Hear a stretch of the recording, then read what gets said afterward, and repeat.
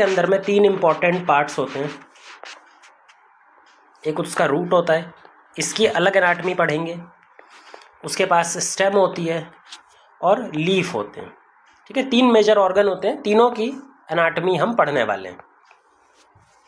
अब इन तीनों की एनाटमी भी हम 2 अलग अलग प्लांट ग्रुप्स के लिए पढ़ेंगे, एक डाइकॉट के लिए और एक मोनोकॉट के लिए। मतलब हम डाइकॉट की लीफ, स्टेम, लीफ, इन तीनों की एनाटमी पढ़ेंगे। फिर जो मोनोकॉट प्लांट है उसकी भी लीफ, स्टेम और रूट की एनाटमी पढ़ने वाले हैं। देखो, कभी भी कोई एनाटमिकल स्टडी अगर प्लांट पार्ट पर करनी है तो एनाटमिकल स्टडी परफॉर्म करने के लिए हमें उस पार्ट को काट कर उसको माइक्रोस्कोप में ऑब्जर्व करना पड़ता है। तो एक छोटा सा प्लांट पार्ट काटते हैं और फिर उसको हम क्या करते हैं, माइक्रोस्कोपिक ऑब्जर्वेशन करते हैं। ठीक है, अब कौन सा हम कैसे कोई प्लांट पार्ट काटेंगे और माइक्रोस्कोप में उसको कैसे विजुलाइज कर सकते हैं, तो इसके लिए हमें किसी भी प्लांट पार्ट को एक पर्टिकुलर सेक्शन से काटना पड़ता है, एक पर्टिकुलर प्लेन से काटना पड़ता है। मान लो हमारे पास में एक प्लांट पार्ट है इस तरह का, ये एक प्लांट पार्ट है, इसको हम स्लाइस करेंगे या फिर इसको काटेंगे। और इसको काटने के लिए हम 2 में से एक प्लेन का इस्तेमाल कर सकते हैं। भाई, इसको 2 तरह से काटा जा सकता है। एक तो इसको इस तरह से काटा जा सकता है, इसको परपेंडिकुलरली, इसके एक्सेस के परपेंडिकुलरली। ये इसका एक्सेस है, अगर इसके एक्सेस के 90 डिग्री पे हम इसको कट करते हैं तो ये होता है ट्रांसवर्स सेक्शन या परपेंडिकुलर सेक्शन। और परपेंडिकुलर सेक्शन, पतला सा सेक्शन बनाएंगे और इसको देखने के लिए हम क्या यूज़ करते हैं, माइक्रोस्कोप। तो ये कुछ इस तरह से दिखाई देगा, ये परपेंडिकुलरली हम इसको देख रहे हैं, ये ट्रांसवर्स सेक्शन हो गया। अच्छा, कुछ पार्ट्स में हम अलोंग द एक्सेस वाले प्लेन से भी काट सकते हैं, माने इस वाले प्लेन से, ये वाला जो प्लेन है, ये वाला जो प्लेन है जो एक्सेस के अलोंग है उसको भी काट सकते हैं और इसको हम काट के विजुलाइज कर सकते हैं। तो कुछ इस तरह से हम प्लेनर फॉर्म में हमें दिखाई पड़ेगा अब की बार। इसको बोलते हैं लॉन्गिट्यूडनल सेक्शन या फिर एलएस। प्लांट के अंदर एनाटमी पढ़ने के लिए ज़्यादातर जो यूज़ किया जाता है वो ट्रांसवर्स सेक्शन, क्योंकि ट्रांसवर्स सेक्शन में सेल अलग अलग दिखाई देंगे, सेल की लेयर्स दिखाई देंगी, हम अलग अलग लेयर्स को पहचान सकते हैं ट्रांसवर्स सेक्शन में। तो ज़्यादातर हम ट्रांसवर्स सेक्शन की बात करने वाले हैं। अब यहाँ पर एक एक करके स्टडी करेंगे। पहले हम स्टडी करेंगे स्टेम की। जो स्टेम होता है उसमें भी डाइकॉट स्टेम से स्टार्ट करने वाले हैं। जब डाइकॉट प्लांट की स्टेम का ट्रांसवर्स सेक्शन हम काट के देखते हैं तो वो सर्कुलर आउटलाइन की फॉर्म में दिखाई देता है और उसमें कई सारी लेयर्स हमें मिलेंगी। तो पहले एक सर्कुलर आउटलाइन बाहर से बना लेते हैं। ये एक सिंगल लेयर है एपिडर्मिस की। तो जैसा हम बताया था कि एपिडर्मिस बाहरी लेयर होती है जो बाहर से किसी भी प्लांट पार्ट को कवर करके रखती है। ये एक यंग स्टेम है, जो हमने ये स्टेम ली है, ये एक यंग स्टेम है। तो डाइकॉट की यंग स्टेम में जो सबसे बाहर वाली लेयर है वो क्या है, एपिडर्मिस। तो ये हमने एक लेयर बना दी जिसका नाम है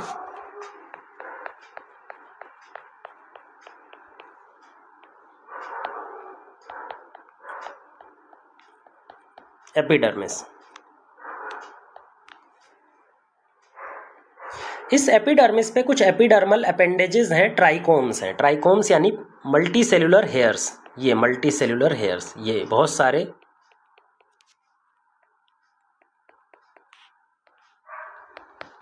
इसको बोलते हैं ट्राइकोम्स या फिर shoot hair, multicellular form में। अब इस ट्राइकोम के ऊपर में क्या होगा, या एपिडर्मिस के ऊपर में यंग स्टेम में हमेशा एक क्यूटिकल लेयर प्रेजेंट होती है, इस तरह की एक वैक्स की कोटिंग जिसको हम क्यूटिकल लेयर की फॉर्म में प्रेजेंट रहती है, जो वाटर लॉस को प्रिवेंट करती है या उसको कम करती है। तो जो नीले कलर से हमने बनाया ये क्या है, एक क्यूटिकल लेयर।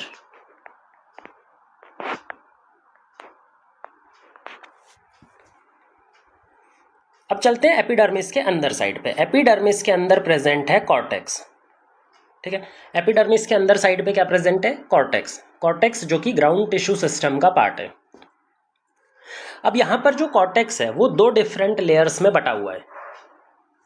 कॉर्टेक्स वैसे तो 3 डिफरेंट लेयर्स में बटा हुआ है, लेकिन जो कॉर्टेक्स है एक ऐसा कॉर्टेक्स है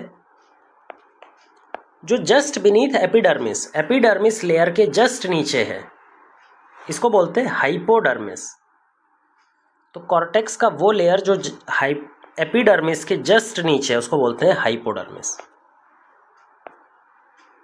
ये वाला, ये क्या है? हाइपोडर्मिस।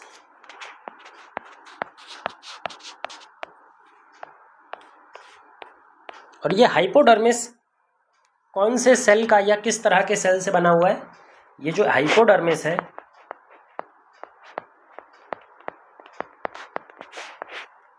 वो कोलेनकाइमा शीट की फॉर्म में डेवलप करता है। ये कोलेनकाइमेटस सेल या फिर कोलेनकाइमा के सेल से बना हुआ है।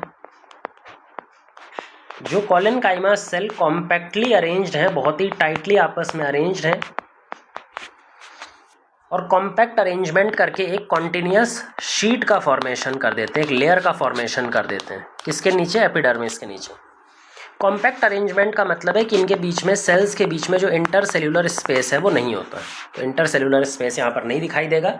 सारे के सारे सेल्स एकदम कॉम्पैक्ट अरेंजमेंट में कुछ इस तरह से अरेंज रहेंगे, ऐसे पूरा एक 2D की फॉर्म में शीट बना के रखते हैं।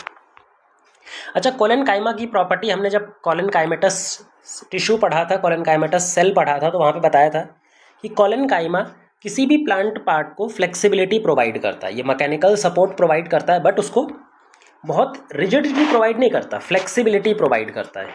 मतलब उसको बेंडिंग कैपेबिलिटी प्रोवाइड करता है। फ्लेक्सिबिलिटी, वो बेंड कर सके, बेंडिंग कैपेबिलिटी प्रोवाइड करता है।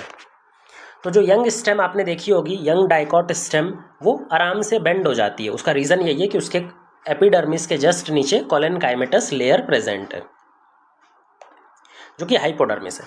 अच्छा, हाइपोडर्मिस के नीचे जर्नल कॉर्टेक्स है। हाइपोडर्मिस के नीचे हमारा जर्नल कॉर्टेक्स है, जो कि पेरेनकाइमेटस सेल्स से बना हुआ है और वो पेरेनकाइमेटस सेल्स बहुत लूजली अरेंज्ड है। देखो यहाँ पे ये जर्नल कॉर्टेक्स है, यहाँ पर सेल्स दूर दूर प्रेजेंट है, इनके बीच में गैप भी है काफ़ी। तो ये पेरेनकाइमेटस जर्नल कॉर्टेक्स का फॉर्मेशन यहाँ पर कर रहे हैं। जर्नल कॉर्टेक्स जो कि बने हुए हैं पेरेनकाइमा सेल्स के, और पेरेनकाइमा सेल्स लूज अरेंजमेंट दिखा रहे हैं, मतलब इनके बीच में इंटरसेल्यूलर स्पेस काफ़ी ज़्यादा प्रेजेंट है, बीच बीच में गैप प्रेजेंट है। ये 2 लेयर्स हो गई, कॉर्टेक्स की 2 लेयर है, एक हाइपोडर्मिस और हाइपोडर्मिस के नीचे जर्नल कॉर्टेक्स। जर्नल कॉर्टेक्स के नीचे जो सबसे अंदर वाली लेयर होती है कॉर्टेक्स की, उसका नाम होता है एंडोडर्मिस। तो जो सबसे अंदर वाली लेयर होती है कॉर्टेक्स की, ये एक सिंगल लेयर ऑफ सेल, जिसको हम क्या बुला रहे हैं? एंडोडर्मिस।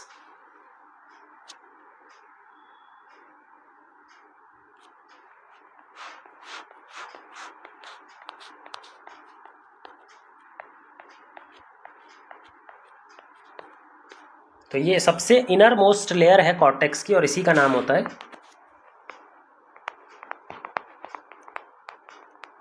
एंडोडर्मिस। एंडोडर्मिस के अंदर में भर भर के स्टार्च ग्रेन्यूल्स प्रेजेंट होते हैं, छोटे छोटे ग्रेन्यूल्स हैं यहाँ पे। किसके हैं? स्टार्च। बहुत सारे स्टार्च ग्रेन्यूल्स यहाँ पर प्रेजेंट रहते हैं, क्योंकि एंडोडर्मिस की जो सेल्स हैं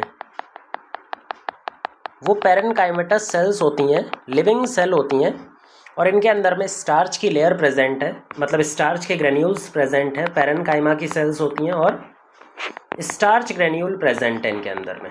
क्योंकि इनके अंदर बहुत सारे स्टार्च ग्रेन्यूल्स होते हैं, तो उस पूरी एंडोडर्मिस का एक और नाम पड़ जाता है स्टार्च शीथ। तो जो डाइकॉट की बॉडी में स्टार्च शीथ किसको बोलते हैं? एंडोडर्मिस लेयर को। क्यों बोलते हैं? क्योंकि एंडोडर्मिस की सेल में बहुत सारे स्टार्च ग्रेन्यूल्स प्रेजेंट होते हैं, बहुत सारे ऐसे स्टार्च ग्रेन्यूल्स रहते हैं। ये हो गई एंडोडर्मिस की बात। यहाँ से लेकर यहाँ तक, एंडोडर्मिस से लेकर हाइपोडर्मिस तक, यहाँ से लेकर पूरा हाइपोडर्मिस, ये जो 3 लेयर है, हाइपोडर्मिस, जर्नल कॉर्टेक्स और एंडोडर्मिस, इन तीनों को मिला के बोला जाता है कॉर्टेक्स। तो कॉर्टेक्स की सबसे बाहर वाली लेयर हाइपोडर्मिस, फिर जर्नल कॉर्टेक्स, फिर एंडोडर्मिस। इसके अंदर चलेंगे पेरीसाइकल। जैसा हमने बताया था कि ग्राउंड टिश्यू सिस्टम में कॉर्टेक्स भी आता है, पेरीसाइकल भी आता है। तो इसके नीचे एंडोडर्मिस के नीचे जस्ट क्या होता है, पेरीसाइकल। जो पेरीसाइकल होता है वो यहाँ पे कॉन्टिन्यूस फॉर्म में नहीं होता। जो यहाँ पे पेरीसाइकल होता है वो पैचेस की फॉर्म में होता है, सेमी ल्यूनार या फिर अर्धचंद्राकार पैचेस की फॉर्म में। कुछ इस तरह के पैचेस होते हैं। ये देखो, ये हाफ मून की तरह क्रिसेंट, इस तरह से। ये एक पैच हो गया, ये एक पैच हो गया। ये पैच क्या है,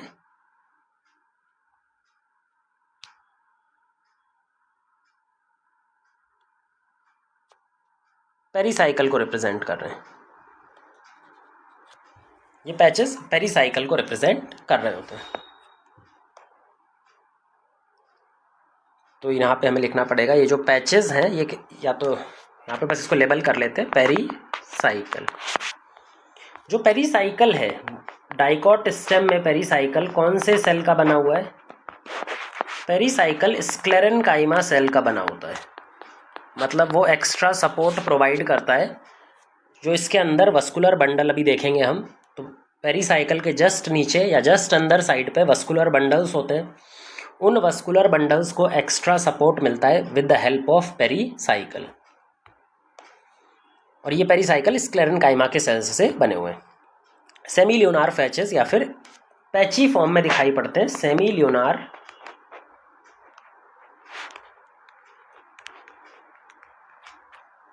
पैचेस की फॉर्म में ये दिखाई पड़ते हैं। अब इसके अंदर साइड पे आते हैं तो यहाँ पर वस्कुलर बंडल देखने को मिलते हैं। ये वस्कुलर बंडल है, ये एक वस्कुलर बंडल है, ये एक वस्कुलर बंडल है, ये वस्कुलर बंडल है, और ये भी वस्कुलर बंडल है। यहाँ पर जो वस्कुलर बंडल्स होते हैं उनका अरेंजमेंट कैसा है? कंजॉइंट अरेंजमेंट, मतलब जाइलम और फ्लोएम साथ में रहेंगे। जाइलम अंदर की तरफ और फ्लोएम बाहर की तरफ, जाइलम अंदर की तरफ और फ्लोएम बाहर की तरफ। तो ये है फ्लोएम और ये है जाइलम, ये फ्लोएम और ये जाइलम। अच्छा, जाइलम के अंदर भी अगर हम एलिमेंट्स देखें तो जो छोटे वाले एलिमेंट्स हैं प्रोटोजाइलम, वो अंदर की तरफ है, और जो बड़े वाले एलिमेंट्स मेटाजाइलम, वो बाहर की तरफ है। मतलब ये अरेंजमेंट कैसा है? Endarch arrangement. जब प्रोटोजाइलम में, मतलब प्राइमरी जाइलम की अगर बात करें तो प्रोटोजाइलम अंदर हो और मेटाजाइलम बड़ा वाला बाहर की तरफ हो, तो इसको बोलते हैं एंडार्च अरेंजमेंट। तो जाइलम का अरेंजमेंट डाइकॉट स्टेम में जो जाइलम होता है, प्राइमरी जाइलम, उसमें एंडार्च अरेंजमेंट देखने को मिलता है। मतलब प्रोटोजाइलम अंदर की तरफ है छोटे वाले, और मेटाजाइलम जो बड़े वाले एलिमेंट्स हैं वो बाहर की तरफ है। जाइलम और फ्लोएम के बीच में एक टिश्यू प्रेजेंट है, पेरेनकाइमेटस टिश्यू, जिसका नाम है कैम्बियम। ये देखो, जाइलम और फ्लोएम के बीच में कैम्बियम भी प्रेजेंट है। ये कैम्बियम सेकेंडरी ग्रोथ करवाते टाइम हेल्पफुल होता है। जाइलम और फ्लोएम के बीच में एक टिश्यू है, मेरिस्टेमेटिक टिश्यू, जिसका नाम है वस्कुलर कैम्बियम या फिर इंट्राफेसिकुलर वेस्कुलर कैम्बियम। तो इसका पूरा नाम होता है, इस टिश्यू का पूरा नाम क्या है? Intrafascicular vascular cambium. इंट्रा मतलब जाइलम और फ्लोएम के बीच में। तो यहाँ पर जो जाइलम और फ्लोएम है डाइकॉट स्टेम में, वो ओपन टाइप के है, क्योंकि जाइलम और फ्लोएम के बीच में इंट्राफेसिकुलर वेस्कुलर कैम्बियम देखने को मिल रहा है। अब बात करते हैं इसके अंदर वाली साइड पे। ये जो बीच में टिश्यू प्रेजेंट होता है इसको बोलते हैं पिथ। तो जो बीच में टिश्यू होता है इसी को क्या बोला जाता है? पिथ। ये जो पिथ होता है ये पेरेनकाइमा का बना होता है, और parenchymatous cell living cell loosely arranged होते हैं। इनके बीच में देखो काफ़ी सारे गैप हैं। तो ये जो सेल्स हैं पेरेनकाइमा के, ये लूजली अरेंज्ड होते हैं। कहाँ पर? सेंटर ऑफ स्टेम में। और यही सेंटर ऑफ स्टेम वाला रीजन जो है इसी को हम बोलते हैं पिथ। तो ये हमारे पास में एक पिथ रीजन को रिप्रेजेंट कर रहा है। पिथ से निकलते हुए कुछ पेरेनकाइमेटस सेल दो वस्कुलर बंडल के बीच में भी ऐसे कॉलम की फॉर्म में मूव कर जाते हैं। पिथ से निकल के जो कुछ सेल हैं वो कॉलम की फॉर्म में ऐसे दो वस्कुलर बंडल के बीच में मूव कर रहे होते हैं। ये जो एक्सटेंशन है, ये जो बाहर की तरफ एक्सटेंशन निकल रहा है, ये एक्सटेंशन जो दो वस्कुलर बंडल के बीच में सेल्स का एक्सटेंशन है, इन एक्सटेंशंस को बुलाते हैं मेडुलरी रेज। तो इनको क्या बुलाया जाता है? Medullary rays. जो मेड्यूलरी रेज हैं वो एक्चुअल में पित्त से निकलती हुई कुछ एक्सटेंशन फॉर्म में दिखाई पड़ती हैं, जो दो वस्कुलर बंडल के बीच बीच में ऐसे दिखाई पड़ेंगी, जिनको हम मेड्यूलरी रेज, जैसे सन की रेज होती हैं बाहर निकलती हैं, वैसे ही मेड्यूला या फिर जो पित्त है बीच वाला रीजन, वहाँ से बाहर की तरफ निकलती हुई कुछ रेज हैं जिनको हम मेड्यूलरी रेज कह करके बुला रहे हैं। तो ये पूरा स्ट्रक्चर हो गया किसका? डाइकॉट स्टेम का टीएस। अच्छा, जो मेड्यूलरी रेज के सेल हैं, जब हम सेकेंडरी ग्रोथ पढ़ेंगे तो सेकेंडरी ग्रोथ स्टार्ट होने से पहले जो ये कैम्बियम है, जो पैचेस की फॉर्म में, कुछ कैम्बियम यहाँ पर है, कुछ कैम्बियम यहाँ पर है, कुछ कैम्बियम यहाँ पर है, अगर ये कैम्बियम सच में चाहता है कि सेकेंडरी ग्रोथ करवाए तो पहले इसको एक कंप्लीट रिंग बनानी पड़ेगी। जो पैचेस की फॉर्म में प्रेजेंट है इससे काम नहीं चलता, पहले इसको कंप्लीट रिंग बनानी पड़ेगी, और जब एक बार कंप्लीट रिंग बन जाएगी तब जा करके वो अपना एक्शन शुरू कर सकता है। जब इसको कंप्लीट रिंग बनानी होती है तो क्या करता है, जो मेड्यूलरी रेज के सेल हैं इनको भी मेरिस्टेमेटिक बनवा देता है। ये देखो, जो मेड्यूलरी रेज के सेल हैं ये भी क्या हो जाएंगे? मेरिस्टेमेटिक, और ये मेरिस्टेमेटिक होकर के इस तरह से रिंग का कंप्लीशन करवा देंगे। तो ये जो पैचेस बनते हैं इनको बोलते हैं इंटरफेसिकुलर वस्कुलर कैम्बियम। जो मेड्यूलरी रेज से बन रहा है उसको क्या बोल रहे हैं? इंटरफेसिकुलर। अभी तक था इंट्रा, इंट्रा मतलब जाइलम और फ्लोएम के बीच में, और इंटर का मतलब है ऐसा वस्कुलर कैम्बियम जो मेड्यूलरी रेज से डेवलप कर रहा है। वो मेड्यूलरी रेज के सेल जो वस्कुलर कैम्बियम के बिल्कुल कांटेक्ट में हैं। देखो, जो इसके कांटेक्ट में है वो ऐसे डेवलप करके, जो इसके कांटेक्ट में वो ऐसे डेवलप कर गए, और ऐसे डेवलप करके क्या बना देंगे? अल्टीमेटली ऐसे डेवलप करके ये पूरा रिंग का फॉर्मेशन बना देंगे। जब हम सेकेंडरी ग्रोथ पढ़ते हैं तो वहाँ पर बताते हैं। इसको अगर ध्यान से देखो, इनके वेस्कुलर बंडल का अरेंजमेंट, तो जो वेस्कुलर बंडल का जो अरेंजमेंट है ना, वो एक रिंग की फॉर्म में दिखाई पड़ेगा तुम्हें। वो एक रिंग की फॉर्म में तुम्हें यहाँ पर दिखाई पड़ेगा। डाइकॉट स्टेम में जो वस्कुलर बंडल होते हैं वो कैसा अरेंजमेंट शो करते हैं? Ring arrangement. और ये जो रिंग अरेंजमेंट है ये कैरेक्टरिस्टिक प्रॉपर्टी है डाइकॉट स्टेम की। ये कैरेक्टरिस्टिक प्रॉपर्टी भी है डाइकॉट स्टेम की।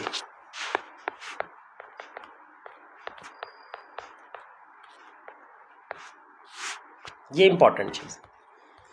सारे कंपोनेंट्स पढ़ लिए। अब एक चीज़ याद रखो, यहाँ पर एक और टर्म होता है जिसका नाम है स्टील। यहाँ पर एक और टर्म होता है जिसका क्या नाम होता है? स्टील। ये भी बहुत इंपॉर्टेंट टर्म है प्लांट एनाटॉमी के अंदर। स्टील एक कंपोजिट स्ट्रक्चर है जिसमें कई सारी लेयर को मिला करके हम एक सिंगल टर्म बोलते हैं स्टील। स्टील में हर उस टिश्यू को रखा जाएगा जो कि एंडोडर्मिस के नीचे हो या एंडोडर्मिस के अंदर हो। तो जो भी चीज़ एंडोडर्मिस के अंदर साइड पे, इनसाइड एंडोडर्मिस, ऑल टिश्यू मिल करके क्या बनाते हैं? स्टील बनाते हैं। अब एंडोडर्मिस के नीचे कौन कौन से टिश्यूज़ हैं? एंडोडर्मिस के नीचे सबसे पहला तो हमारा पेरीसाइकल ही है। पेरीसाइकल के अंदर में वस्कुलर बंडल्स, तो जो जाइलम फ्लोएम वस्कुलर बंडल है उसको भी काउंट करेंगे। फिर जो मेड्यूला पार्ट है या फिर जो पिथ पार्ट है, जो बीच वाला सेंटर पार्ट, मेड्यूला पार्ट, पिथ पार्ट, वो आएगा। फिर जो मेड्यूला से निकलती हुई रेज है, मेड्यूलरी रेज या जिनको हम पिथ रेज भी बोलते हैं, ये सारी चीज़ें मिला करके किस में आती हैं? स्टील में। तो ये कंपोजिट टर्म है जो इस पूरे को बोलते हैं। एंडोडर्मिस के नीचे जो ये पूरा स्ट्रक्चर है इसको मिला के बोला जाता है पिथ। पिथ अलग अलग टाइप के प्लांट्स में डिफरेंट टाइप की दिखाई पड़ती है और वो क्लासिफिकेशन में भी इस्तेमाल की जा सकती है। तो ये बात हो गई हमारे डाइकॉट स्टेम की। तो अब हम बात करते हैं मोनोकॉट स्टेम की। डाइकॉट स्टेम के बाद में मोनोकॉट स्टेम। जो मोनोकॉट स्टेम होती है वो कंपैरेटिवली डाइकॉट स्टेम से समझना आपको इजी पड़ेगा, क्योंकि इसमें मल्टीपल लेयर्स की फॉर्म में कॉर्टेक्स वगैरह अरेंज नहीं होंगे। यहाँ पर देखो कैसा होगा। सबसे बाहर तो एपिडर्मिस होगा, वो कोई सा भी सेल हो, एपिडर्मिस लेयर तो कांस्टेंट रहेगी, एक सिंगल लेयर सेल की।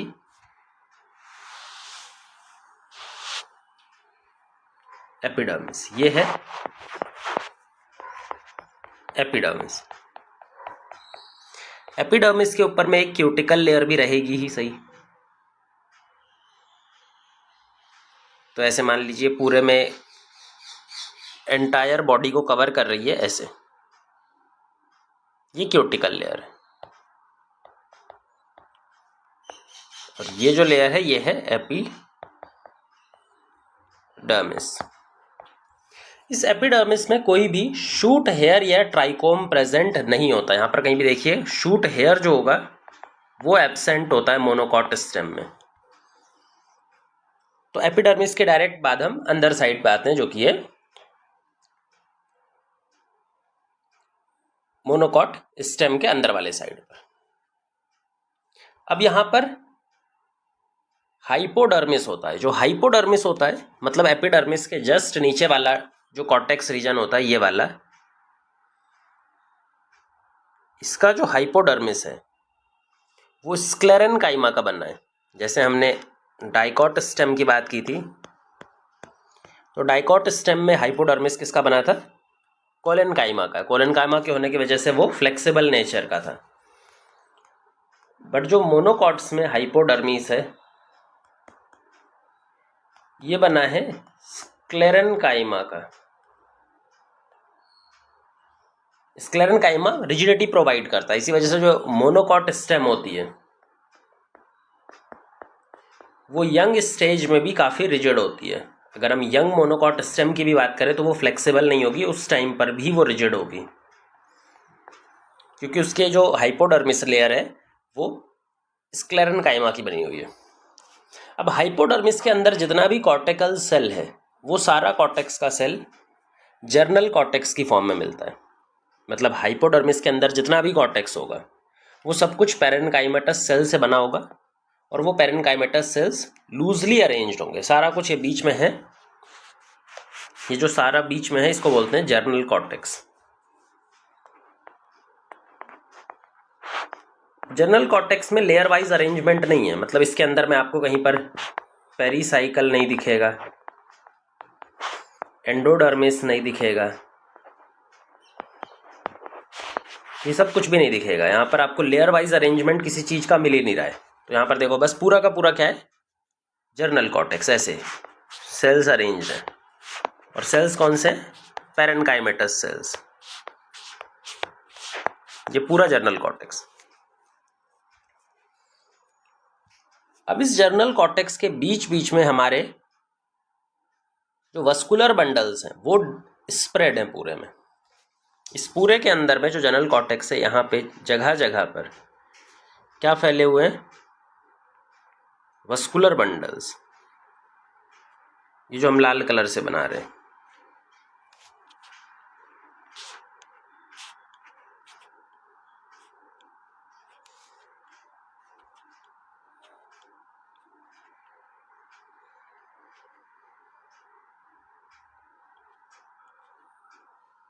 ये सब क्या है? Vascular bundles. वस्कुलर बंडल के अंदर में जाइलम और फ्लोएम दोनों प्रेजेंट है और दोनों साथ में प्रेजेंट है।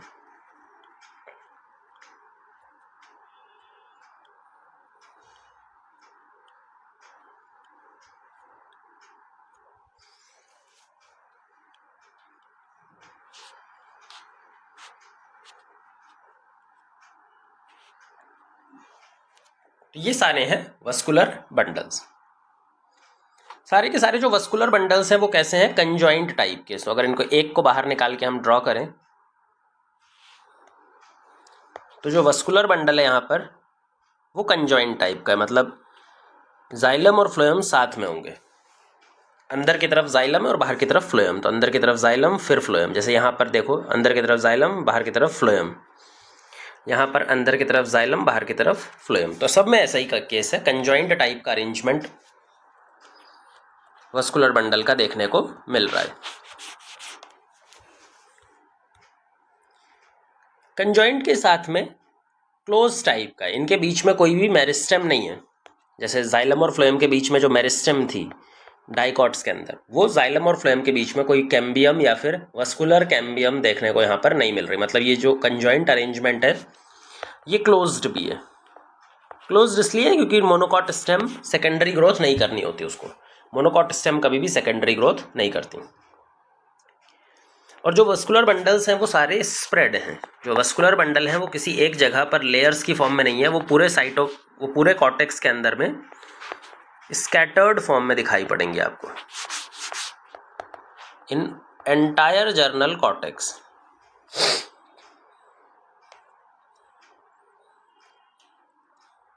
जितने भी वस्कुलर बंडल्स हैं उनके ऊपर एक्स्ट्रा प्रोटेक्शन के लिए एक बंडल शीथ दिखाई पड़ती है। जितने भी वस्कुलर बंडल्स हैं इनके ऊपर एक्स्ट्रा प्रोटेक्शन के लिए क्या कवरिंग देखने को मिल रही है, बंडल शीथ की कवरिंग। इस तरह से हर किसी के ऊपर एक बंडल शीथ कवरिंग है, तो ऐसे सब पे मान सकते हैं।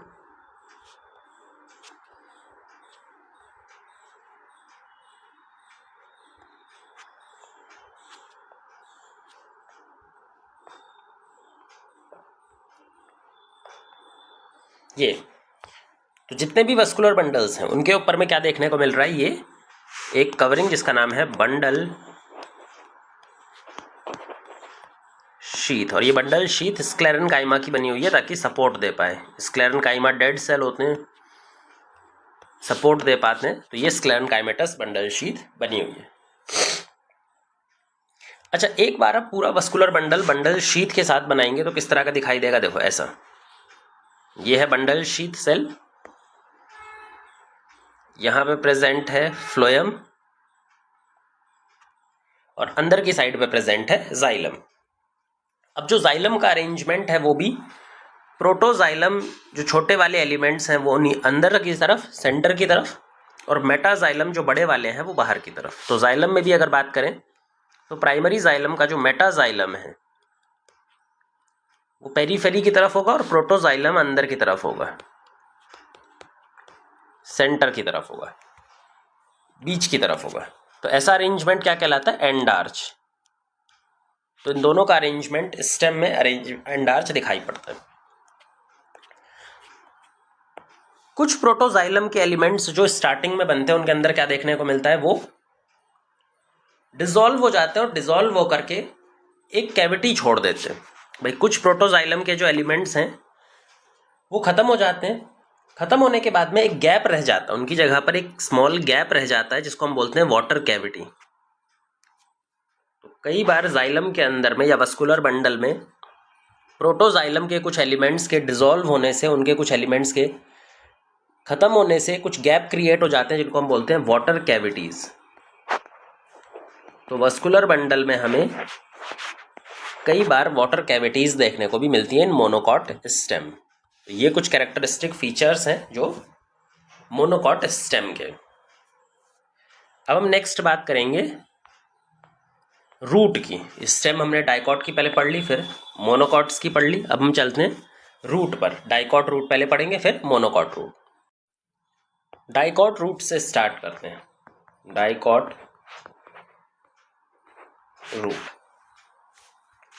सबसे बाहर वाली लेयर फिर से एपिडर्मिस होती है। यहां पर एपिडर्मिस के ऊपर कोई भी क्यूटिकल की लेयर नहीं होती, इसलिए हम एपिडर्मिस को क्या बुलाते हैं,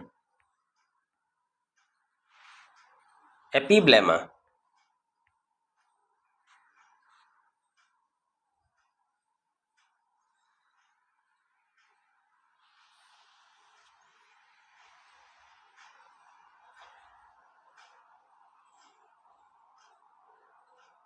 तो सबसे बाहर वाली एपिडर्मिस की लेयर है।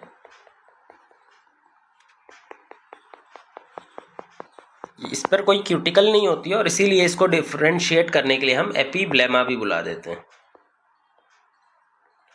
अच्छा, इस एपीब्लेमा के जो इंडिविजुअल सेल होते हैं, जो एपिडर्मल सेल हैं, एक एक सेल, उनमें से कुछ टेम्पररी यूनिसेल्यूलर एक्सटेंशन बाहर की तरफ निकल रही होती है जिनको बोलते हैं रूट हेयर। देखो ऐसे, ये टेम्पररी हैं, किसी में अभी बन रहे हैं, फिर थोड़ी देर बाद गायब हो जाएंगे, फिर दोबारा बन जाएंगे।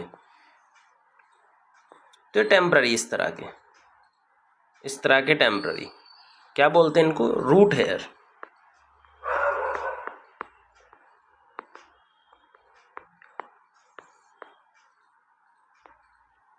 रूट हेयर डेवलप कर रहे हैं एपीब्लेमा पर और इसके ऊपर में कोई भी क्यूटिकल की लेयर आपको देखने को नहीं मिलेगी। एपिडर्मिस के नीचे वाले जो लेयर्स होती हैं उनको हम कॉर्टेक्स बोलते हैं, हमने पहले ही पढ़ लिया रूट स्टेम के अंदर। अब कॉर्टेक्स भी यहाँ पर कैसा अरेंज होगा, जो रूट के अंदर में हाइपोडर्मिस नहीं होती है, क्योंकि हाइपोडर्मिस का कोई काम नहीं है यहाँ पर, सपोर्ट एक्स्ट्रा चाहिए ही नहीं, फ्लेक्सिबिलिटी एक्स्ट्रा चाहिए ही नहीं। सॉइल में जो ग्रो करता है, सॉइल में तो वैसे ही उसको एक्स्ट्रा फ्लेक्सिबिलिटी सपोर्ट की ज़रूरत नहीं होगी, वो सपोर्ट मिल जाता है।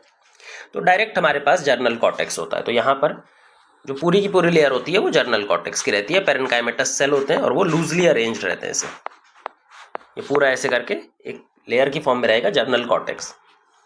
जो कॉर्टेक्स की सबसे अंदर वाली लेयर है, जो कॉर्टेक्स की सबसे अंदर वाली लेयर है, उसको हम बोलते हैं एंडोडर्मिस। जो एंडोडर्मिस है वो बैरल शेप सेल की बनी हुई है, ढोलक जैसे सेल्स की।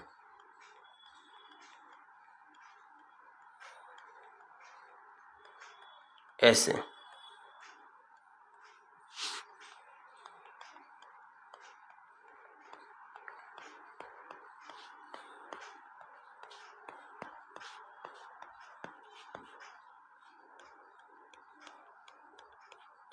एक single layer of barrel shape cell, और ये single layer of barrel shape cell या ढोलक जैसे सेल की मिल करके क्या बनाती है,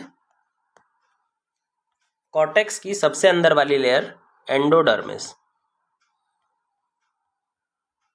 एंडोडर्मिस, एंडोडर्मिस किसका बना हुआ है भाई, एक सिंगल लेयर होती है ऑफ बैरल या ढोलक शेप सेल्स का। इन सेल में एक और खास बात होती है कि इनकी वॉल के अंदर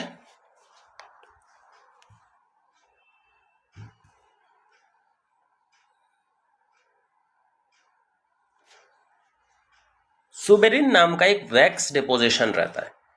इनकी वॉल में क्या डिपॉजिट रहता है, सुबेरिन नाम का एक वैक्स डिपॉजिट रहता है, कुछ ऐसा। ये इनकी वॉल में रेडियल वॉल और टेंजेंशियल दोनों वॉल पर पूरी ऐसे कवर करके रखता है क्या, सुबेरिन वैक्स।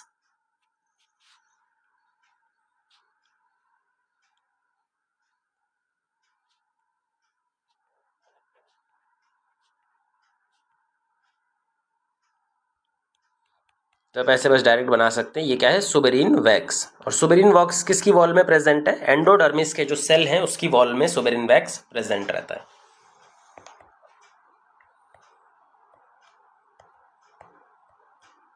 क्योंकि इसके अंदर में सुबेरिन वैक्स प्रेजेंट है तो एंडोडर्मिस की लेयर वाटर के लिए इम्परमिएबल हो जाती है।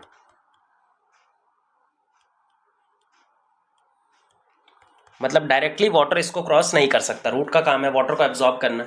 जब वाटर को वो एब्जॉर्ब करेगा तो वाटर एपिडर्मिस से होता हुआ, कॉर्टेक्स से होता हुआ एंडोडर्मिस को क्रॉस करेगा, बट डायरेक्टली जो वाटर है एंडोडर्मिस को डायरेक्टली क्रॉस नहीं कर सकता। उसके लिए फिर उसको अलग तरह का मैकेनिज्म यूज करना पड़ेगा, क्योंकि यहाँ पर क्या प्रेजेंट है, सुबेरिन लेयर प्रेजेंट है, एंडोडर्मिस लेयर प्रेजेंट है।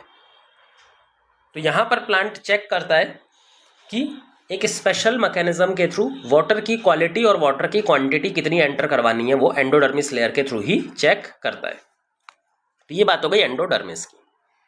अब एंडोडर्मिस के अंदर में जो प्रेजेंट है लेयर, उसका नाम है पेरीसाइकिल। एंडोडर्मिस के अंदर में जो लेयर प्रेजेंट है वो क्या है, पेरीसाइकिल। पेरीसाइकिल प्लांट्स के अंदर जो रूट होती है उसमें बहुत इंपॉर्टेंट रोल प्ले करती है। ये मल्टीपल लेयर्स की हो सकती है, सिंगल लेयर की भी हो सकती है और एक दो लेयर की और भी हो सकती है। तो यहाँ पर फ्यू लेयर्स प्रेजेंट होती हैं और वो फ्यू लेयर्स मिल करके बनाती हैं पेरीसाइकिल। ये क्या है हमारे पास,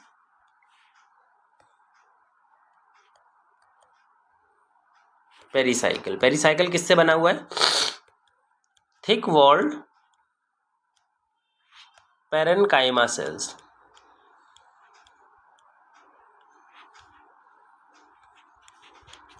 पेरेन्काइमा के थिक वॉल, मोटी वॉल वाले सेल्स है। जनरली पेरेन्काइमा के सेल्स कैसे होते हैं, थिन वॉल, लिविंग सेल होते हैं, थिन वॉल सेल होते हैं। बट पेरीसाइकिल में मिलने वाले जो पेरेन्काइमा सेल्स होते हैं इनकी वॉल मोटी होती है, थिक वॉल पेरेन्काइमा सेल्स होते हैं। पेरीसाइकिल रूट के अंदर बहुत इंपॉर्टेंट होती है। क्यों इंपॉर्टेंट होती है, क्योंकि जितना भी नया ब्रांच रूट में होता है, मतलब जैसे मान लो ये रूट है, इसमें नई ब्रांचिंग जो प्रोड्यूस होती है, कैसी भी नई ब्रांचिंग, चाहे कैसी भी नई ब्रांचिंग हो, तो हमेशा जो नई ब्रांच निकलती है रूट की, वो पेरीसाइकल से ही ओरिजिनेट होती है। जो नई ब्रांच निकलेगी, मान लो अगर यहाँ से एक नई ब्रांच निकालनी हो, तो रूट की नई ब्रांच ऐसे पेरीसाइकल से ओरिजिनेट करती है। मतलब कि रूट में नई ब्रांचेस अंदर की तरफ से निकलती हैं, रूट के अंदरूनी पार्ट से निकलती है, एंडोजिनस होती हैं। तो रूट में जो नई ब्रांचेस होती है ना, वो एंडोजिनस होती हैं, वो बाहर की तरफ से नहीं निकलती। उनको ब्रेक करना भी ईजी नहीं होता। अगर आप कभी रूट की ब्रांचेस को तोड़ने जाएंगे तो जल्दी से नहीं टूटेगी, क्योंकि वो पेरीसाइकल से ओरिजिनेट हो रही है, बिल्कुल अंदर वाले पोर्शन से ओरिजिनेट हो रही है। इसके अलावा पेरीसाइकल एक और काम करता है, सेकेंडरी ग्रोथ के दौरान जो वस्कुलर कैम्बियम बनना स्टार्ट होगा, जब सेकेंडरी ग्रोथ रूट में होती है, डाइकॉट रूट में सेकेंडरी ग्रोथ होती है, तो वहाँ पर वस्कुलर कैम्बियम को बनाने का जो जिम्मा होता है वो भी पेरीसाइकल के पास ही होता है। तो रूट के अंदर पेरीसाइकल के काफ़ी इंपॉर्टेंट काम है, नई ब्रांच जनरेट करती है, तो वो भी यहीं से ओरिजिनेट होती हैं। जब वस्कुलर कैम्बियम बनेगा ड्यूरिंग द सेकेंडरी ग्रोथ, तो वो भी यहीं पर स्टार्ट होगा वस्कुलर कैम्बियम बनना। तो ये इंपॉर्टेंट है पेरीसाइकल का। अब पेरीसाइकल के जो अंदर साइड पे आएंगे तो वो क्या प्रेजेंट होगा, वस्कुलर बंडल, जाइलम और फ्लोएम। रूट में जाइलम और फ्लोएम का अरेंजमेंट कैसा होता है, रेडियल अरेंजमेंट, मतलब जाइलम और फ्लोएम अलग अलग रेडियस पे अरेंज हैं। ये जाइलम है पूरा का पूरा, सॉरी ये गलत हो गया,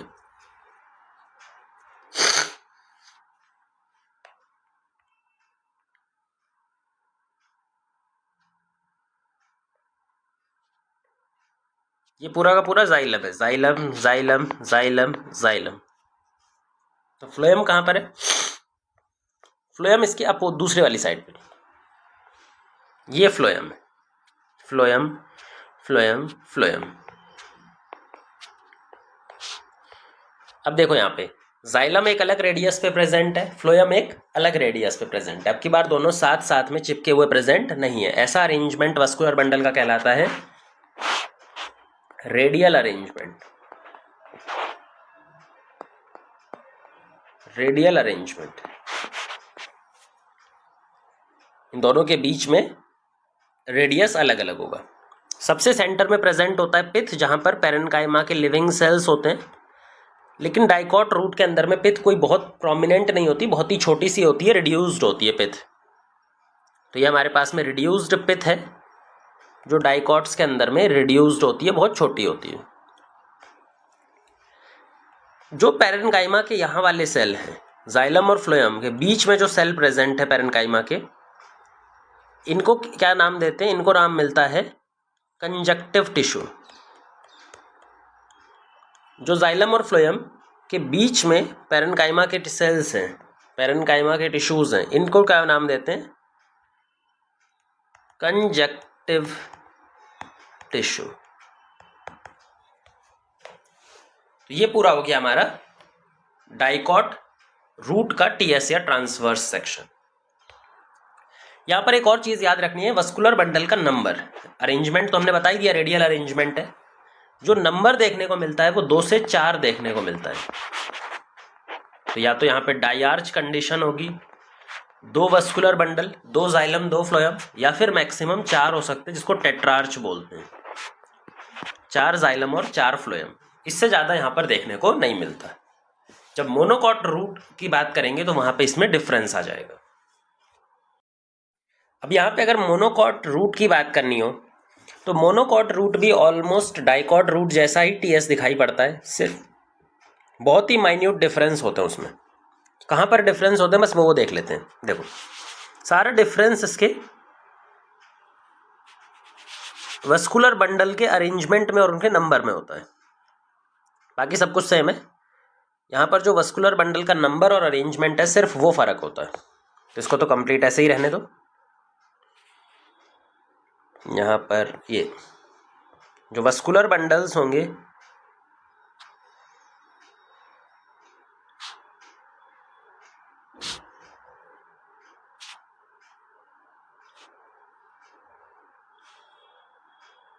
ये ये हो गए जाइलम और इनके बीच बीच में है फ्लोएम। इनके बीच में है पिथ और ये कंजक्टिव टिश्यू, सिंपल, ये कंजक्टिव टिश्यू। जो फर्क है डाइकॉट रूट से सिर्फ इतना है कि यहाँ पर ध्यान से देखो कि जाइलम और फ्लोएम का नंबर कितना है। जो वस्कुलर बंडल है, जाइलम का नंबर, फ्लोएम का नंबर, वो कितना है। यहाँ पर जो जाइलम और फ्लोएम का नंबर या फिर जो वस्कुलर बंडल का नंबर है वो 6 या फिर उससे भी ज़्यादा होता है। इस कंडीशन को बोलते हैं हेक्सार्च, और हेक्सार्च से भी ज़्यादा होता है तो पॉलीआर्च। तो मोनोकॉट स्टेम के अंदर में जो मोनोकॉट रूट के अंदर जो जाइलम और फ्लोएम है वस्कुलर बंडल, उनका पॉलीआर्च कंडीशन बहुत सारा नंबर दिखाई पड़ता है। मोनोकॉट डाइकॉट रूट के कंपैरिजन में ज़्यादा नंबर में वो यहाँ पर दिखाई पड़ते हैं। एक तो इनका नंबर ज़्यादा है, दूसरा जो पिथ है वो ज़्यादा प्रोमिनेंट है। यहाँ पर देखो पिथ बड़ी सी होगी, यहाँ पर जो पिथ बनती है वो मोर सिग्निफिकेंट बनती है, बड़ी बनती है। डाइकॉट रूट के अंदर में पिथ बन रही थी लेकिन पिथ बहुत ही इनसिग्निफिकेंट थी, बहुत ही रिड्यूस्ड टाइप की थी। यहाँ पर पिथ बड़ी टाइप की होती है। तो बस यही मेन डिफरेंस होते हैं। बाकी अगर वस्कुलर बंडल की कंडीशन देखो तो चाहे डाइकॉट रूट की बात करें, मोनोकॉट रूट की बात करें, दोनों में ही वो एक्सार्च कंडीशन में होती है। मतलब प्रोटोजाइलम बाहर बनते हैं, छोटे वाले एलिमेंट्स देखो यहाँ पे बाहर है और बड़े वाले एलिमेंट्स अंदर की तरफ है। प्रोटोजाइलम बाहर की तरफ है और अंदर मेटाजाइलम, इसको बोलते हैं एक्सार्च कंडीशन। तो जो वस्कुलर बंडल्स हैं वो एक्सार्च कंडीशन भी शो करते हैं। अब ये दोनों का केस है, डाइकॉट रूट का भी, मोनोकॉट का भी, तो ये अलग नहीं है, ये सेम है। रूट एनाटमी हमने यहाँ पर खत्म कर ली। रूट एनाटमी के बाद में एक बात आती है लीफ एनाटमी। हमने स्टेम एनाटमी से स्टार्ट किया था, स्टेम के बाद में हमने रूट की बात की। अब रूट के बाद में लीफ एनाटमी हमें पढ़नी है। अब रूट एनाटमी लीफ एनाटमी पढ़ने के लिए जो सेक्शनिंग हम करते हैं, जो लीफ की कटिंग करते हैं, वो अलग तरीके से करनी पड़ेगी रूट और स्टेम के कंपैरिजन में। क्योंकि जो लीफ होती है वो चपटा ऑर्गन है, वो इस तरह का रहता है भाई। तो हमें यहाँ पर जब सेक्शनिंग करते हैं तो हम सेक्शनिंग कुछ इस तरह से करते हैं। ये वाला, ये एक सेक्शन है, ये। अब इसको सेक्शन करके हम कैसे ऑब्जर्व करेंगे, परपेंडिकुलरली ऑब्जर्व करेंगे। तो ये एक एक्सेस है इस लीफ का और इसके परपेंडिकुलरली हमने काटा, और इसको जब हम इस तरफ से ऑब्जर्व करेंगे ट्रांसवर्स सेक्शन में तो कुछ ऐसा दिखाई पड़ेगा। यहाँ पर सेल्स का अरेंजमेंट दिखाई पड़ेगा ऐसे लेयर बाय लेयर, है ना। तो इस तरह से हम देखेंगे। तो वही एनसीईआरटी में भी तुम्हें दे रखा है, इतना दे रखा है एनसीईआरटी में, ये पोर्शन, इतना पोर्शन तुम्हें दिया हुआ है ऐसे। तो यही हम इस तरह से ट्रांसवर्स सेक्शन समझने वाले हैं। पहले हम बात करेंगे डाइकॉट लीफ की। डाइकॉट लीफ जो प्लांट पर इस तरह से लगी होती है, चपटे तरीके से, डॉर्सी वेंट्रल होती है। मतलब उसके दो अलग अलग साइड होते हैं। एक ऊपर वाला साइड जो सन को फेस करता है, जो सनलाइट जिस पे डायरेक्टली फॉल करती है, जिसको बोलते हैं हम एडेक्सियल साइड, जिसके ऊपर सनलाइट डायरेक्टली फॉल कर रही हो। जो नीचे वाली साइड है जिसपे सनलाइट डायरेक्टली फॉल नहीं कर रही, उसको बोलते हैं अबेक्सियल साइड। तो डाइकॉट लीफ के अंदर में दो साइड बनती हैं, एक अडेक्शियल और एक अबेक्सियल। एक टीएस या फिर ट्रांसवर्स सेक्शन समझते हैं। देखो ये बाहर वाला, ऊपर वाला एपिडर्मिस है, मतलब एडेक्सियल साइड का एपिडर्मिस, और ये नीचे वाली साइड का एपिडर्मिस है। तो दो एपिडर्मिस हो गए, एक बाहर वाली साइड का एपिडर्मिस और एक नीचे वाली साइड का एपिडर्मिस। ये भी एपिडर्मिस है और ये भी एपिडर्मिस। अडेक्शियल और अबेक्सियल। ध्यान से समझना कि इनके ऊपर सनलाइट कहाँ से गिरती है, या सनलाइट के डायरेक्ट कांटेक्ट में कौन सी वाली लेयर रहती है, अडेक्सियल एपिडर्मिस। वो डायरेक्ट सनलाइट के कांटेक्ट में रहती है। जो डायरेक्ट सनलाइट के कांटेक्ट में, वहाँ से वाटर लॉस होना भी ईजी होगा। भाई वाटर लॉस कहाँ से होगा, जहाँ पे सनलाइट डायरेक्टली फॉल कर रही है, जहाँ पर टेम्परेचर कंपैरेटिवली ज़्यादा होगा। जहाँ पर सनलाइट डायरेक्टली फॉल करेगी वहाँ पर टेम्परेचर ऑब्वियसली ज़्यादा होगा ही। तो यहाँ से वाटर के लॉस होने का चांस सबसे ज़्यादा है अडेक्सियल सरफेस से। तो एडैक्सियल सरफेस के ऊपर एक मोटी सी क्यूटिकल लेयर मिलेगी हमें। एडैक्सियल सरफेस पे क्या मिलेगी? एक क्यूटिकल लेयर, काफ़ी मोटे साइज की क्यूटिकल लेयर देखने को मिलेगी। वहीं पे अगर हम एबैक्सियल सरफेस की बात करें, जो नीचे वाली सरफेस है एबैक्सियल सरफेस, वहाँ पर भी हमें क्यूटिकल की लेयर देखने को मिलेगी, पर वो जो क्यूटिकल की लेयर होगी वो कंपैरेटिवली ऊपर वाली लेयर से पतली होगी। तो यहाँ पे डायरेक्ट सनलाइट तो फॉल कर नहीं रही, तो यहाँ पे ये एबैक्सियल सरफेस पे भी क्यूटिकल रहेगा, लेकिन कंपैरेटिवली पतले साइज का रहेगा। अब यहाँ पे लीफ के अंदर में एक इम्पॉर्टेंट स्ट्रक्चर होता है जो उनका एपिडर्मल टिश्यू सिस्टम का पार्ट है, जिसका नाम है स्टोमेटा। पत्तों के अंदर में बहुत सारे पोर्स होते हैं जिनको हम बोलते हैं स्टोमेटा। अब ये जो पोर होते हैं, इनके थ्रू प्लांट गैस का एक्सचेंज करता है और वाटर लॉस करता है। लीव्स को, पत्तों को के थ्रू वाटर लॉस होता है, जिससे कूलिंग इफेक्ट प्रोड्यूस होता है। प्लांट अपने आप को कूल करता है और भी काम करता है, तो इसको बोलते हैं ट्रांसपिरेशन। तो पत्तों में कुछ पोर्स होते हैं जिनको हम बोलते हैं स्टोमेटा। यहाँ पर स्टोमेटा बना लेते हैं। ये एक स्टोमेटा है, ये एक स्टोमेटा है, ये एक स्टोमेटा है, ये स्टोमेटा, ये स्टोमेटा, ये स्टोमेटा। तो ये जो हमने रेड कलर से पोर बनाए हैं, दे आर स्टोमेटा। और स्टोमेटा क्या चीज काम करवाते हैं? एक्सचेंज करवाते हैं गैसेस का। गैसेस यानी ऑक्सीजन और CO2 का। गैस का एक्सचेंज करवाने के साथ में ये वाटर का लॉस भी करवाते हैं, जो हम ट्रांसपिरेशन में पढ़ते हैं कि प्लांट लगातार अपना वाटर लूज करते हैं लीफ के स्टोमेटा के थ्रू, वाटर वेपर के थ्रू। वो अपने वाटर को, जो एक्सेस वाटर होता है उनकी बॉडी में, उसको एटमॉस्फेयर में स्टोमेटा के थ्रू भेज देते हैं। ये जो स्टोमेटा है वो एबैक्सियल सरफेस पे हमें ज़्यादा देखने को मिलेगा। एडैक्सियल सरफेस पे कम से कम देखने को मिलेगा, और हो सकता है एब्सेंट भी हो, क्योंकि एबैक्सियल सरफेस पे वाटर लॉस बहुत तेज़ी से हो जाएगा। तो इतनी तेज़ी से वाटर लॉस नहीं करना, हमें कंट्रोल्ड वाटर लॉस करना है। तो जो डाइगॉट लीव्स होती है वहाँ पर हमेशा स्टोमेटा ज़्यादा कहाँ दिखाई पड़ता है? स्टोमेटा ज़्यादा दिखाई पड़ता है एबैक्सियल साइड पे। एडैक्सियल साइड पे बहुत कम रहेगा, या फिर हो सकता है एब्सेंट भी हो। अब आते हैं लीफ के अंदर। लीफ के अंदर प्रेजेंट होना चाहिए कॉर्टेक्स, या फिर जो कॉर्टेक्स जैसे सेल होते हैं इस तरह का कुछ होना चाहिए, जैसा हमने रूट में पढ़ा था, स्टेम में पढ़ा था। यहाँ पर कॉर्टेक्स वगैरह नहीं होता, यहाँ पर एक पर्टिकुलर टिश्यू होता है जिसका नाम है मीजोफिल टिश्यू। पूरे लीफ के अंदर दोनों एपिडर्मिस के बीच में जो टिश्यू भरा हुआ रहता है वो एक लिविंग टिश्यू, पैरेन्काइमेटस टिश्यू होता है, जो मॉडिफाइड पैरेन्काइमा से बना है, जिसका नाम है मीजोफिल। अब ये मीजोफिल सेल ही वो सेल है जो क्लोरोप्लास्ट रखता है, फोटोसिंथेसिस करवाता है। लीफ का क्या काम है? लीफ का मेन काम है फोटोसिंथेसिस करना।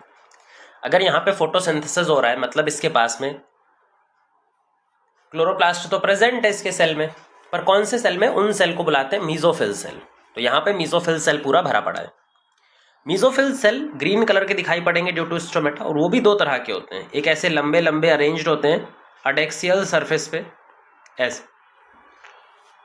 जो लंबाई में अरेंज्ड होंगे, और ये कहाँ पे मिलेंगे हमें? एडैक्सियल सरफेस पे, ऊपर वाली सरफेस पे ऐसे वाले मीजोफिल सेल मिलेंगे। जबकि अगर हम नीचे वाली सरफेस पे आए तो यहाँ पे हमें loosely arranged spongy mesophyll cell मिलेंगे। तो दो तरह के मीजोफिल सेल है, ये भी मीजोफिल सेल है, ये भी मीजोफिल सेल है, लेकिन इसको बोलते हैं पेलिसेड पैरेन्काइमेटस मीजोफिल सेल या पेलिसेड मीजोफिल। जबकि नीचे वाला है स्पॉन्जी मीजोफिल। इनका अरेंजमेंट भी अलग है और शेप भी अलग है। वो लंबे लंबे शेप के हैं और टाइटली अरेंज्ड हैं, जबकि स्पॉन्जी मीजोफिल स्फेरिकल शेप के हैं, ओवल शेप के हैं और लूजली अरेंज्ड हैं। इनके बीच में बहुत सारा गैप प्रेजेंट है। तो ये दो मीजोफिल सेल होते हैं जिनके अंदर भर भर के क्लोरोप्लास्ट है, और क्लोरोप्लास्ट होने की वजह से ये फोटोसिंथेसिस परफॉर्म कराते हैं। फोटोसिंथेसिस भी कराते हैं और पत्ते को एक ग्रीन कलर भी प्रोवाइड करते हैं। तो ये हो गया मीजोफिल सेल। अब मीजोफिल सेल के बाद में बात आती है इनके वस्कुलर बंडल। भाई वस्कुलर बंडल तो कहीं पर भी कोई सा भी पार्ट हो उसको खाना और पानी तो चाहिए ही, तो वस्कुलर बंडल तो होगा ही। तो वस्कुलर बंडल यहाँ पर भी है, और वस्कुलर बंडल कैसा होता है यहाँ पे, कंजॉइंट टाइप का, मतलब जाइलम और फ्लोएम साथ में रहेंगे। जाइलम ऊपर रहेगा और फ्लोएम नीचे रहेगा। तो यहाँ पर कंजॉइंट वस्कुलर अरेंजमेंट देखने को मिलता है साथ साथ में। कंजॉइंट के साथ में हमेशा क्लोज रहेगा जो वस्कुलर बंडल। लीफ कोई सी भी लीफ हो, चाहे मोनोकॉट की लीफ हो, डाइकॉट की लीफ हो, या कोई सी भी लीफ हो दुनिया की, कभी भी लीफ सेकेंडरी ग्रोथ परफॉर्म नहीं कराती। अगर लीफ कभी भी सेकेंडरी ग्रोथ परफॉर्म कराती ही नहीं है तो उसके बीच में, जाइलम और फ्लोएम के बीच में क्या एक कैम्बियम की लेयर प्रेजेंट होगी, कैम्बियम का पैच प्रेजेंट होगा, कभी भी नहीं होगा। इसका मतलब हमेशा ही कंजॉइंट अरेंजमेंट मिलता है और क्लोज्ड अरेंजमेंट मिलता है। जो जाइलम का अरेंजमेंट है वो कुछ इस तरह का देखने को मिलता है। अब हम जाइलम का अरेंजमेंट की भी बात कर लेते हैं कि पत्तों के अंदर में जाइलम का अरेंजमेंट किस तरफ होता है, कौन सा एडेक्सियल सरफेस की साइड होता है।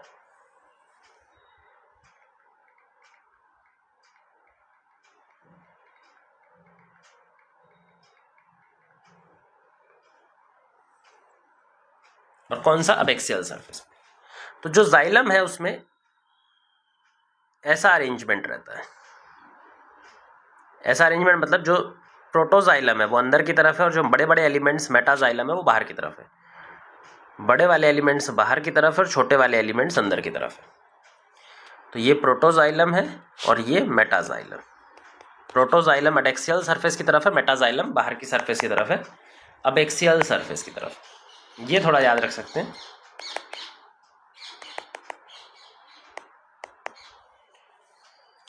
अब बात करते हैं कि जो वस्कुलर बंडल है उनको सपोर्ट देने के लिए इनके आसपास बंडल शीथ सेल देखने को मिलता है। इसके आसपास क्या देखने को मिलेगा, कुछ बंडल शीथ सेल की लेयर देखने को मिलती है जो इसको प्रोटेक्ट करके रखती है। भाई लीफ के अंदर प्रोटेक्शन करना जरूरी है। बंडल शीथ सेल्स, ये जो बंडल शीथ सेल लीफ में पाए जाते हैं ये पैरेनकाइमेटस बंडल शीथ सेल देखने को मिलता है। जो बंडल शीथ सेल है किसके बने हुए हैं, ये पैरेनकाइमेटस नेचर के होते हैं, पैरेनकाइमा के बने होते हैं। जब हम मोनोकॉट लीफ देखेंगे तो वहाँ पर चेंज हो जाएगी ये कंडीशन, वहाँ पर बंडल शीथ सेल स्क्लेरेनकाइमा के रहेंगे, बट यहाँ पर पैरेनकाइमा के रहते हैं। और इनका काम क्या होता है, प्रोटेक्शन प्रोवाइड करना, सिंपल।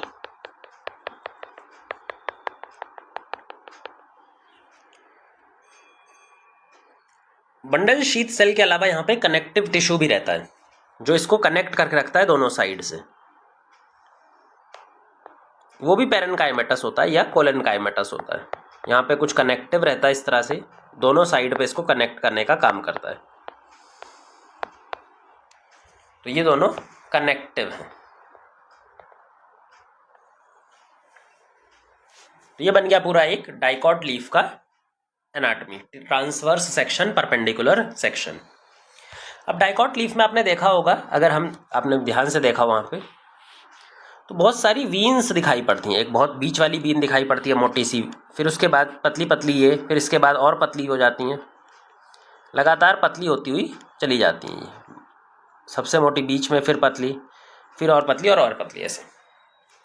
तो जब हम इसका ट्रांसवर्स सेक्शन काटते हैं तो हमें एक ही सेक्शन में कई सारे डायमीटर के वीन्स दिखाई पड़ेंगे। देखो, एक ये छोटा वीन, ये इससे बड़ा, ये सबसे बड़ा, ये उससे छोटा, ये उससे छोटा, ये सबसे छोटा।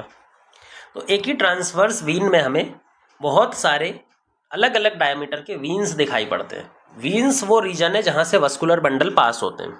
मतलब इन्हीं वीन्स में क्या प्रेजेंट है, जाइलम प्लस फ्लोएम। तो जितना भी जाइलम फ्लोएम है वो वीन्स में होता है।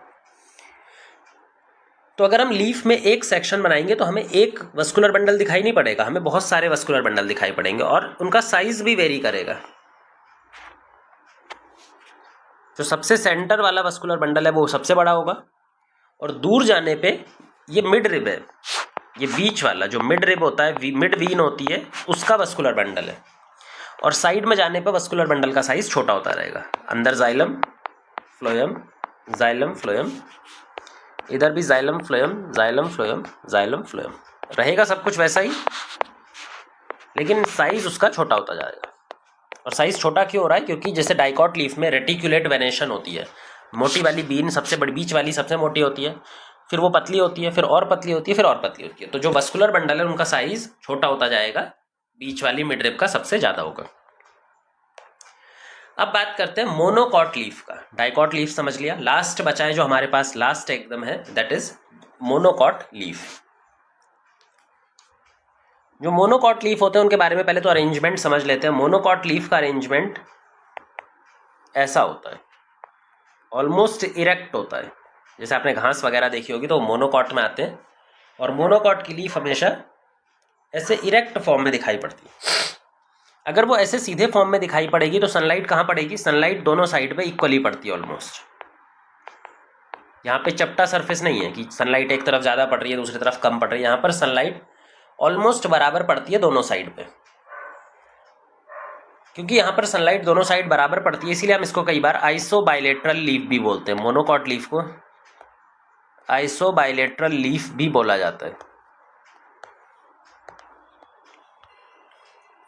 और ये चीज़ इसकी एनाटमी में भी दिखाई पड़ती है। जब हम मोनोकॉट लीफ की एनाटमी देखते हैं तो वहाँ पर भी ये चीज़ रिफ्लेक्ट होती है। जैसे एक एनाटमी हम यहाँ पे बना लेते हैं, ये एनाटमी है, ये एनाटमी है, ये एडेक्सियल एपिडर्मिस ऊपर वाला एपिडर्मिस, और ये नीचे वाला एपिडर्मिस अबैक्सियल एपिडर्मिस। ठीक है, दोनों एपिडर्मिस है। अब इन दोनों एपिडर्मिस पे क्यूटिकल की लेयर बराबर होती है। यहाँ पर क्यूटिकल की लेयर में फर्क नहीं है क्योंकि दोनों पर सनलाइट बराबर पड़ रही है, कोई भी ज़्यादा ट्रांसपिरेशन करने का खतरा किसी के ऊपर नहीं है। तो जितनी मोटी क्यूटिकल की लेयर यहाँ पर प्रेजेंट है उतनी मोटी क्यूटिकल की लेयर यहाँ पर भी प्रेजेंट है। क्यूटिकल के अलावा जो स्टोमेटा का नंबर है वो भी बराबर रहेगा, वो भी इक्वली डिस्ट्रीब्यूटेड रहते हैं क्योंकि दोनों साइड सनलाइट सेम ही पड़ रही हैं। तो कहीं से भी वो वाटर का लॉस इक्वली होगा, दोनों साइड पे स्टोमेटा का नंबर सेम रहेगा। इसके अंदर में कौन से सेल होते हैं? इसके अंदर में मीजोफिल सेल। लेकिन यहाँ पर मीजोफिल सेल भी बराबर ही डिस्ट्रीब्यूट रहते हैं। यहाँ पर मीजोफिल सेल ऐसा नहीं है कि दो अलग अलग टाइप में डिस्ट्रीब्यूटेड है, नहीं। यहाँ पे जितने भी मीजोफिल सेल हैं वो एक ही टाइप से पूरे के पूरे में डिस्ट्रीब्यूट ऐसे दिखाई पड़ते हैं।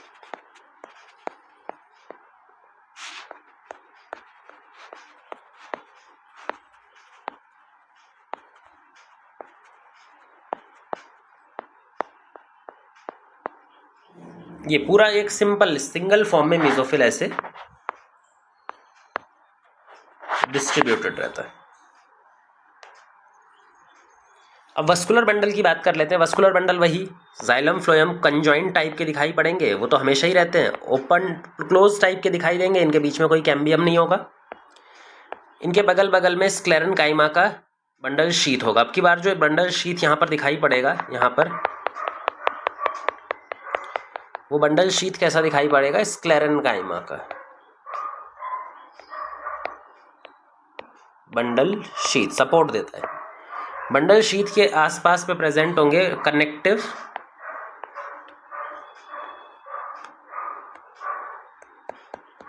जो कि स्क्लेरन काइमा के, ये भी किस कनेक्टिव जो है दैट इज ऑल्सो